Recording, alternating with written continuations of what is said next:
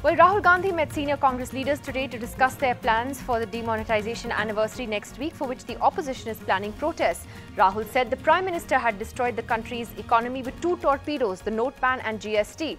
The BJP, meanwhile, is observing 8th of November as Anti-Black Money Day. But there's another big political question that's on everyone's mind. Whatever happened to Rahul Gandhi's elevation as Congress president? When Rahul Gandhi met with his party colleagues in the capital today, there was no doubt on anyone's mind about who's calling the shots in the party now. Over the weekend, he had done away with the usual reference to Sonia Gandhi as Congress president to call her Ma in a tweet informing of her ill health. The only question was, why hadn't the schedule for his takeover or the election been announced yet? Rahul Gandhi's elevation was discussed? Not at this meeting. This is not the meeting to discuss it. Insiders tell NDTV that the party is yet to decide how or when the change of guard will happen. They have a deadline set by the Election Commission to finish the process by the 31st of December. It is now unlikely it will be before the Himachal polling on the 9th of November. What the Congress election panel led by Madhusudan Mistry has to decide is whether it should be a simple announcement or one with fanfare. If it is one with fanfare, then some suggest waiting till the parliament session starts in November so that there is some time to build up momentum. The build-up, they argue, would boost the Congress party worker. While they decide that, Team Rahul continues to focus on attacking the government, especially with an impactful protest on the anniversary of demonetization. GST एक अच्छा idea है, मगर सरकार ने उसके implementation को बिल्कुल गलत तरीके से किया। पता नहीं किस चीज का सेलिब्रेशन करेंगे, मगर 8 नवंबर हिंदुस्तान के लिए दुख का दिन है। The problem for Congress strategists is, how do you present one of the most expected and inevitable events, that of Rahul Gandhi's takeover, as a game-changing moment? And also, how do you ensure that that first test, the Gujarat election results, are not a dampener on any developments? This balancing act is proving to be the obstacle for any announcement right now. In New Delhi with Sunetra Chaudhary, Amitoj Singh for NDTV.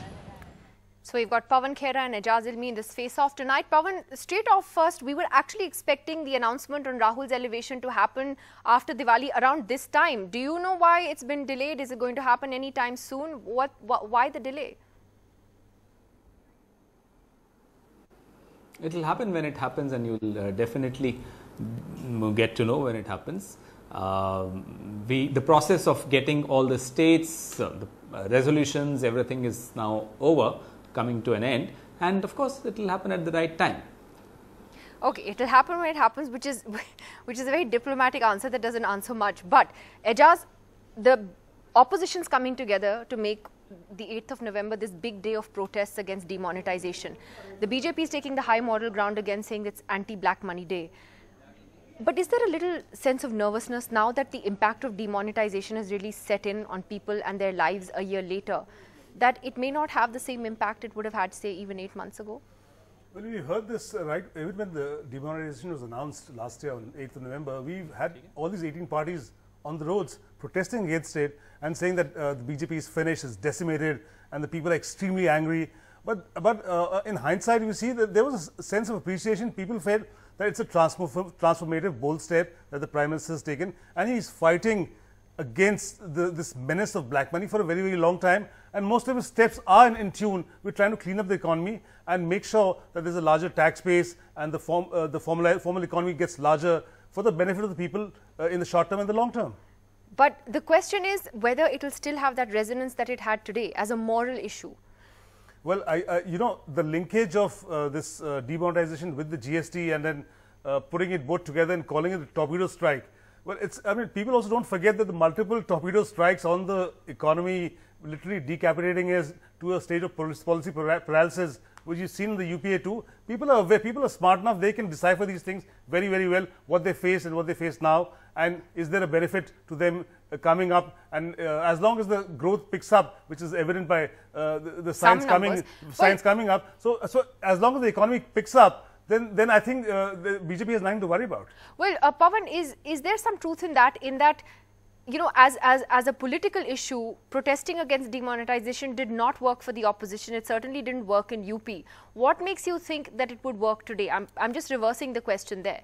Because as a moral issue, certainly the BJP has held a high moral ground on it, on you know, why it did this and made this a sort of anti-corruption crusade. Why do you think it would work now if it didn't work in UP? The reality takes time in sinking in, Nidhi. We were told that this will bring out all the black money. The RBI doesn't know where the black money is gone. Almost every single rupee has come back. They are yet to count. We were told that the fake money will be busted. Where is the fake money? We were told Maoism will end. Has it ended? We were told Kashmir will be back on the tracks. Terrorism will end. Has it happened? So now people are realizing that all these were also, I'm sorry, but jumlas. Nothing carried any weight.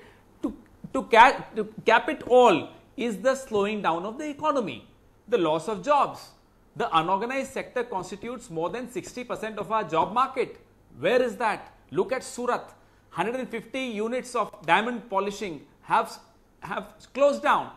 48,000 small industries, MSMEs in Gujarat alone have closed down, causing an unemployment of 400,000 people, 4 lakh people just in Gujarat. So now people are getting the pinch and they don't see any benefit accruing out of the so-called revolutionary step. How do you remove black money when you do away with a 1,000 rupee note and bring in a 2,000 rupee note, easier to carry, easier to... There is a difference between black money and black wealth. I am afraid the great economist called Mr. Jaitley doesn't understand this unless he had no role to play and no say in the matter. Of course, the greater economist called Mr. Narendra Modi doesn't understand this. If you remember, Dr. Manmohan Singh had said very clearly in the parliament that it will cut down the GDP by 2%, and lo and behold, it has done that. So everybody realizes what are the ill effects of demonetization, and nobody can see any positives coming out of demonetization.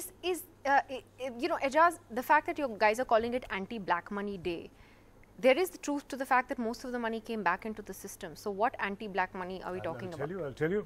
The Congress party said that a lot of this money, how do you differentiate between black and white?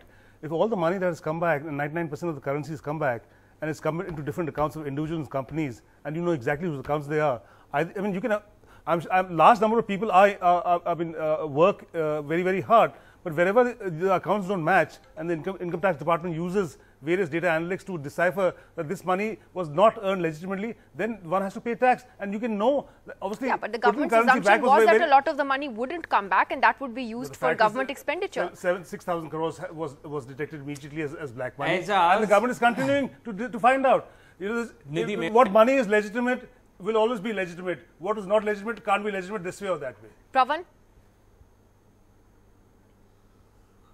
You sucked out 86% of our currency, which was active in the market, supporting the economy, whether it was the organized sector or the unorganized sector. You sucked it out, took it in the banks, and now you say that was black money. Money which was active in the market. We said the money has a tag today. You know what money is never black. It's the wealth. Try and differentiate between the black and white, black money and black wealth. Please know the fundamental difference in this. Nowhere in the world will anybody appreciate this, that Richard A. Thaler, the Nobel laureate behind who all of you hide, that he had praised demonetization. When he was told that they introduced a 2,000 rupee note, he was shocked. He said, damn it, have they really done that? These were his words. Well, it's going to be interesting to see. I can give you a counter for every economist that you quote. I can give you a counter which had a counter narrative that said it is something that's transformative. Give me for one. the betterment of the country. Give me. So economists, it's evenly matched. How it plays out with the public. Do they accept these facts that it's for the betterment? That is the decision which will come sooner than later. Well, I think the interesting thing to see will be whose message will really resonate louder. It's been a year since demonetization. Will people still go with the BJP's message that this was morally the right thing to do, may have not been implemented very well, or will they finally listen to what the Congress is saying, which is that it was bad in plan and in implementation as well. Thank you to you both for joining us on this tonight. Lots more to talk about as the week progresses. See you on that.